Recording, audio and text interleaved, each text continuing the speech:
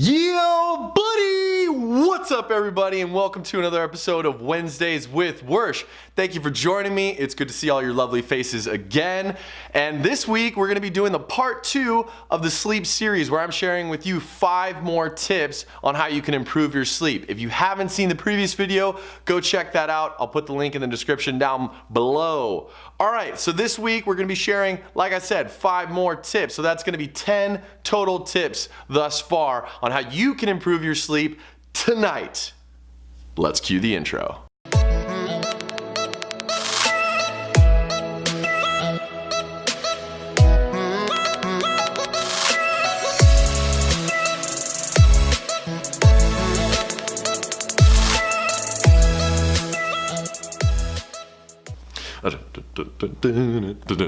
Alright, I am super excited for this week's video. So, I stressed with you guys the importance of sleep, and I'm going to do it again this week. Sleep deprivation, which is what a lot of us are dealing with, and we just don't understand that it's happening because we're trying to get every last drop of potential out of every single day. But the problem with that is sleep gets cut out, almost like just I can't get everything I need to get done today, so I'm just gonna sleep for like 5 hours and just crush it tomorrow. Well, the problem with long-term sleep deprivation is associated with a whole host of problems, one of which is immune system failure. Your immune system is more likely to be compromised and get sick easier because you're not getting the sleep you need. Also, you have a higher probability of things like cancer, diabetes. You're also more prone to weight gain because you can't mobilize brown and white fat as easily, which means you're not able to lose weight. Yeah, weight loss, sleep. Never thought that, huh? Yeah, and also aging. That's the big one. So when you're looking at your DNA or aging altogether, you have these little things that are tied to your DNA called telomeres, and they get shorter as we get older. And with sleep deprivation, as it compounds week after week, month after month, year after year, that telomere length starts getting shortened at an accelerated rate, which means we are aging faster. So for those of you that heard the reference, I haven't gotten my beauty sleep last night. See, we already know these things. They're already in our pop culture. They're sayings that we use, but we're not taking those words of wisdom from the past. So, sleep is super critical to so many functions in our body. And in order for you to get a good night of sleep and feel rejuvenated the next day, you need to take these tips and actually start applying them. So let's jump into 5 more tips on how you can improve your sleep tonight. Tip number 1, train hard. Yes, you need to move your body if you want to get a good night of sleep. If I was to follow you around with a camera and watch you do day-to-day tasks, what I'd see is that you're sitting at home eating breakfast, then you're sitting in a car while you're commuting to work, and then you're sitting at work, and then you're sitting on your way back from work, and then when you come home, you want to sit on the couch and watch some TV, and you're sitting, and you're sitting, and you're sitting, and you're not moving your body. And that's so critical for us, and we wonder why we can't sleep. It's because we're restless. We need to expel that energy in order for us to really feel like we can rest at the end of the night. So what I'm telling you is go out and either start walking when you're at work or go out after work and get a run in, or at least 15 to 20 minutes of exercise. If you can get it in the morning, that's the best time. The reason for that is because as your day progresses, things just happen. You get busy and things get in the way. And if you don't take care of it first thing in the morning, then most of the time you're just gonna push it off to some other day or some other task or whatever. So tip number 1, train hard. Tip number 2, eat a high protein, low carbohydrate snack before bed. If you have to eat and you're hungry before bed, make sure it's a high protein, low carb snack. The reason for this is because you don't want to be eating a lot of carbohydrates and then fall asleep, and then when your body inevitably has that glucose drop or that drop in blood sugar, it's going to then put you in a hypoglycemic state, which is then going to wake you back up, and then you're going to have a hard time falling back asleep because of this yo-yoing of blood sugar in your body. So one of the most important things is not eating at least 90 minutes before bed. So if you have to have that snack, try and time it as best you can, because if you eat a meal and then immediately go to sleep after that, your body's going to rush a lot of blood to your gut to try and deal with that digestion before it can actually get into those deeper stages of sleep. So if you got to eat high protein, low carb snack minimum 90 minutes before bed. After that, just drink water. Tip number 3, no booze or weed before bed. None, nada, zip, zero, no. Now before you cut this video away and you're like, nah, I'm not gonna listen to this. I love my drink before I go to bed. It helps me relax. Or if you're like a night toker and you like to smoke a little bit of weed before you go to bed, yeah, I understand. I get it. It helps you fall asleep. And you're not wrong there. There's actually been studies to show that it does help you fall asleep faster. Bad news is you're actually blunting your ability to get into those deeper stages of sleep, such as REM or deep sleep. And those deeper stages that you get into are hypercritical because that's where memory processing takes place. That's our body's ability, or our brain's ability, to convert short-term memories into long-term memories. So what does that look like inside the body?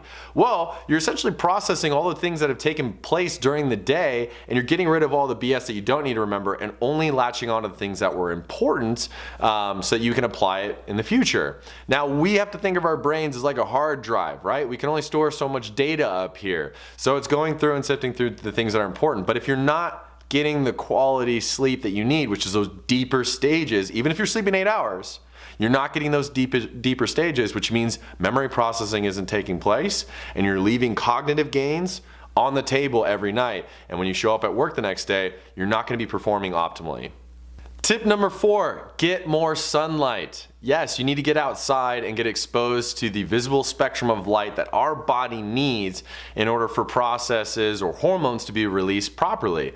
One of which is melatonin and serotonin, which only gets released if we're exposed to the day and night cycles. We're diurnal creatures, like I talked about before. We're not meant to be up at night, which means more daylight during the day, less daylight at night equals a better night of sleep. What does that look like inside the body? Well, we have this thing called a circadian rhythm, which means that if we're exposed to light early in the morning, we have a nice boost in serotonin and a nice boost in cortisol early in the morning. And then as the day goes on and night starts to fall, we have a boost of melatonin production that comes in naturally that puts us in a nice state of rest and makes us want to go into a deep state of sleep. But when we're artificially creating this daytime during the night, when we're exposed to screens like our laptops or lights, bright lights in our house, then we're basically blunting this ability for melatonin production to come into play, and we're essentially ruining our night of sleep because we're not getting enough light exposure during the day and we're getting too much light exposure at night. So get exposed to light, go outside, go for a nice walk, enjoy the weather. Especially if you're out here in California. It's like 70 degrees in November. I don't understand it. I feel bad for you guys out there in like New Hampshire or like Minnesota. I'm sorry. California's better. Just a little bit. Tip number 5, supplementation. And there's some great supplements out there, but there's also some terrible supplements that you guys might already be abusing. So I want to talk about the bad stuff first. 1, if you're using melatonin over the counter and you're ingesting it every night to help you fall asleep, there's a problem with that. And I've had some buddies in college that used to take it all the time. You know who you are. But the thing with melatonin is you're taking it exogenously, which means it's coming from outside your body. If you're producing it within your body, that's endogenously, E-N-D versus exogenous, X-E-X-O. So if you guys are taking exogenous forms of melatonin, your body's actually going to shut down production of melatonin, and you're going to be reliant on that to help you fall asleep. And that's not a good thing, because then you're getting this form of pseudo sleep. It's like not a natural form of sleep. So if you're taking anything like Ambien or other sleep aids, those are downers, and they can be extremely toxic to your body because you're basically tranquilizing yourself and not getting into those deeper stages that you so badly need. Now, good forms of supplementation would be things like magnesium, which is hypercritical for a lot of different systems in your body. Magnesium, and this is my preferred source of it, is by a company called Ease Magnesium. I'm not sponsored by them. They're just a great company that provides a good quality magnesium spray. I do about 15 to 20 sprays over my chest, my abdomen, and any sore areas that I might have. So if I had a crazy leg day, spray it on your legs, or if you have sore knees. And it's one of the best de-stressing minerals out there. And it's actually the #1 deficiency in America is magnesium, and it's because it's so critical for all these different processes that happen in the body. And because it's so demanding and we get such little of it from our diet, we have to supplement. So even if you're eating clean, you're eating a rich diet and a lot of dark leafy greens and a lot of red meat, you're still wanting to use a magnesium supplement. And this is the best one that I know of. So Ease Magnesium, spray it on before you go to bed. It'll help relax and de-stress your body. It'll improve your immune function. It'll improve your body's ability to relax, de-stress, and get into those deeper stages of sleep. That's gonna wrap it up for this week's episode of Wednesdays with Worsh. Thank you for joining me in episode 2 of the sleep series. I hope you guys found this content beneficial and found value. If you did, please hit the like, subscribe button down below. It really does help me grow the channel, and it gets this content out to you every single week. If you could share it with at least one other person that you think would find value in this, I would greatly appreciate it, because I'm trying to grow this channel and get this information out to as many people as humanly possible. So, to wrap up this week's episode, I want to give you guys the quote of the week. This week's quote is, "Nothing in life is to be feared. It is only to be understood. Now is the time to understand more, so that we may fear less." And that's from Maria Curry.